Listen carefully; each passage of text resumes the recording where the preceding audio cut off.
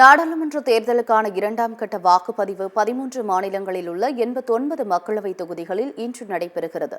நாடு முழுவதும் நாடாளுமன்ற தேர்தல் 7 கட்டங்களாக நடைபெறுகிறது. கடந்த 19ஆம் தேதி தமிழகம் உள்ளிட்ட 21 மாநிலங்களில் உள்ள 102 தொகுதிகளுக்கு முதற்கட்ட தேர்தல் நடைபெற்றது. இந்த நிலையில் 13 மாநிலங்களில் உள்ள 89 மக்களவைத் தொகுதிகளில் இன்று இரண்டாம் கட்ட தேர்தல் நடைபெறவுள்ளது. அதன்படி கேரளாவில் உள்ள 20 நாடாளுமன்ற தொகுதிகளுக்கு இன்று ஒரே கட்டமாக தேர்தல் நடைபெறவுள்ளது. கர்நாடகாவில் முதற்கட்டமாக பெங்களூரு உள்ளிட்ட 14 தொகுதிகளுக்கு இன்று வாக்குப்பதிவு நடைபெறவுள்ளது.